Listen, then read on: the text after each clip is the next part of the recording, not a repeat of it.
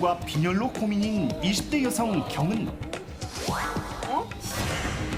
복시의 하지마비 증상으로 큰 교통사고를 낸 40대 남성 경민. 쉰 목소리와 호흡곤란이 고민인 60대 여성 명순. 마지막으로 소극적이고 작은 체격에 심각한 변비 증상까지 보인 6살 찬이까지. 과연 이들에게 나타난 공통적인 질환, 이것은 무엇일까? 자, 예, 문제 나왔습니다. 어려워요. 한 가지 질환이거든요. 오늘은 뭐 게다가 주관식으로 저희가 준비를 해봤어요. 그래서 어느 부위에 어떤 문제가 있는 건지 한번 상상력을 동원해 보셔야 되는데. 네. 자, 다시 한번 제가 불러드릴게요. 첫 번째는 과다한 생리혈과 빈혈로 고민인 20대 여성이었고요. 두 번째는 사물이 두 개로 보이는 데다가 하지 마비 증상이 왔습니다. 40대 남성이었고, 쉰 목소리와 호흡곤란 증상이 특징이었던 60대 여성이 있었고요. 네 번째는 또래보다 소극적이고 작은 체격에 심각한 변비까지 있는 그렇습니다. 6살 아이였습니다. 예. 주관식에 여러분 써주시면 되는데. 야, 예. 너무 모르겠다. 이거 데이터 그동안 객관식으로 했더니 여러분들 너무 그냥 방송을 편하게 하시는 것 같아가지고 저희가 배가 아파서 안 되겠어요. 저희가 조금 힌트를 가볍게 하나만 주시면 어떨까요? 여러 가지 그 별명으로 별명 불리는데요. 너무 쉬우면 안 되는데 별명이 힌트가. 뭐예요? 네. 별명 중에 좀 가장 어려운 거 대표적인 얘기해 주세요. 별명은 바로 나비입니다. 나비, 네네. 인체 장기고요. 아유. 별명이 네네. 나비입니다.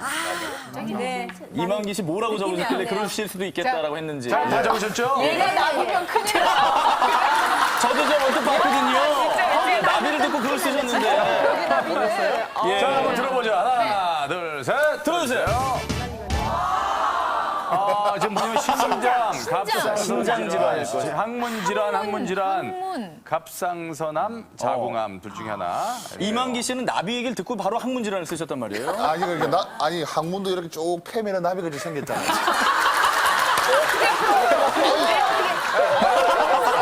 아니 항문 쭉 뒤에 패면은 너무 하지 마시고. 그만 땡기세요. 아니 괄약근이기 때문에 괄약근이기 때문에 이렇게 쪼잖아요. 예. 쫙 패면 여기 나비 보면 쫙. 이제 그만 해주시고요.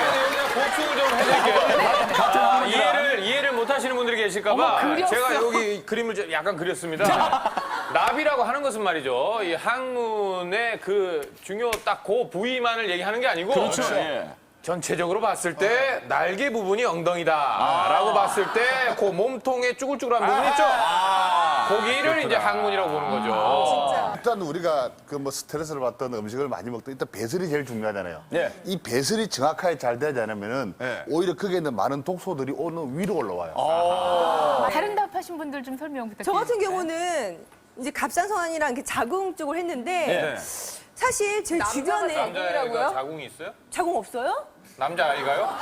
아니 6살 남자에 자궁이 있다고요? 당황하는 거 보세요. 우리가 당황스럽다. 아니야. 갑상선도 하겠습니다. 예. 갑상선도. 네. 제 주변에 진짜로 네. 여기 수술하는 분이 굉장히 많으세요. 아, 근데 이쪽, 예. 굉장히 피곤하고요. 네. 그리고 좀 하혈을 좀 많이 하시더라고요. 실제로? 그리고 좀 저리다는 말씀 많이 하셨어요. 근데 그 증상으로 병원에 갔더니 이제 갑상선 좀 호르몬이 좀 이상하다고 해서 수술한 경험이 있거든요. 예. 확실합니다. 저는 느낌이 와요. 예. 실제로 보셨으니까. 네네. 강수정 씨는 같은 답. 근데 저도 같은 답을 했는데 장영란 씨가 하니까요. 갑자기 너무 불안해지는데. 뒤쪽이 설명했는데.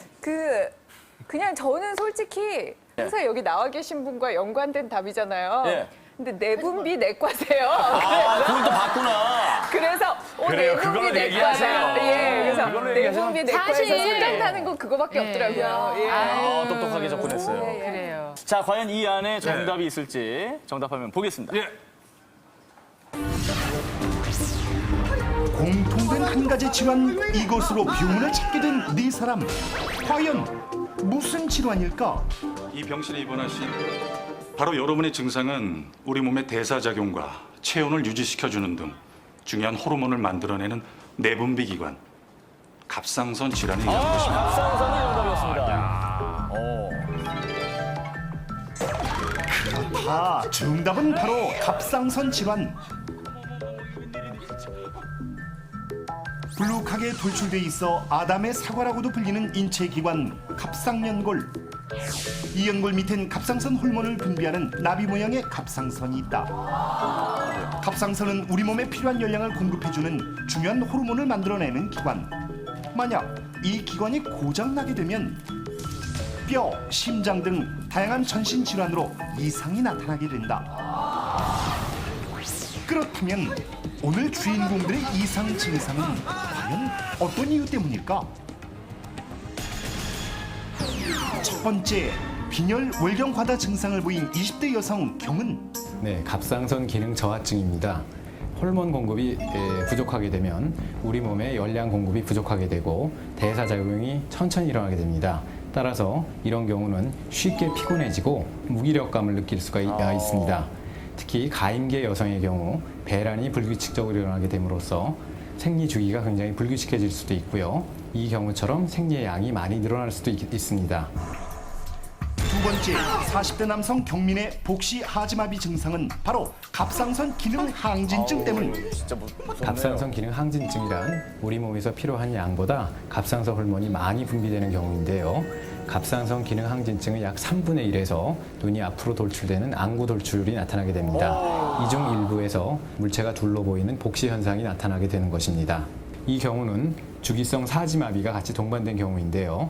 주기성 사지마비는 여성에서는 굉장히 드물고 20세에서 40세의 젊은 남성에서 압도적으로 많이 발생을 합니다. 실제로 갑상선 기능 저하증과 항진증은 외모로도 쉽게 구분이 가는데 갑상선 기능 항진증의 대표적인 특징은 얼굴이 매우 마르고 체중 감소, 안구 돌출, 때론 갑상연골 아래 부위가 불룩하게 커지기도 한다.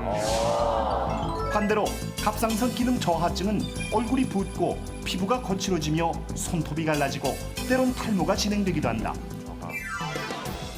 그 외에도 다양한 특징들이 있는데 갑상선 항진증은 식욕이 왕성함에도 오히려 체중이 감소하고 반대로 저하증은 식욕이 떨어지는데도 체중이 증가한다.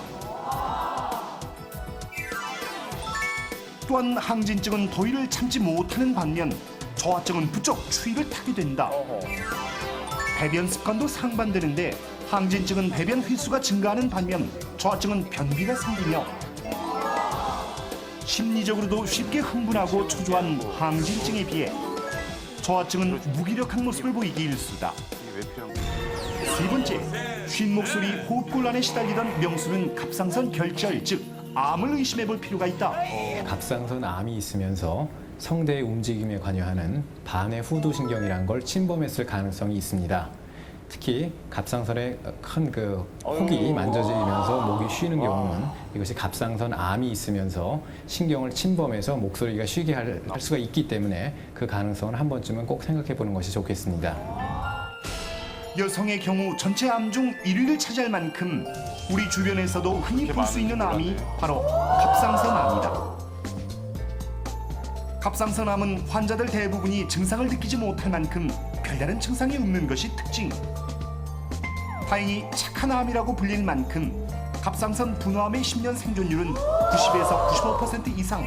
하지만 모든 암이 이렇듯 착한 것은 아니다. 갑상선 미분화암이라고 하는 것이 있는데요. 이것은 정상적인 갑상선의 특성을 모두 잃은 암이 여기에 해당이 됩니다. 따라서 진단받은 지 일반적으로 6개월 이내에 사망하는 치명적인 예후를 가지고 있습니다. 마지막으로 또래보다 소극적이고 작은 체격, 심각한 변비 증상에 시달리는 6살 차녀의 경우는 한 번쯤은 갑상선 기능 저하증이 아닐까 의심해 보는 것이 필요할 수도 있습니다.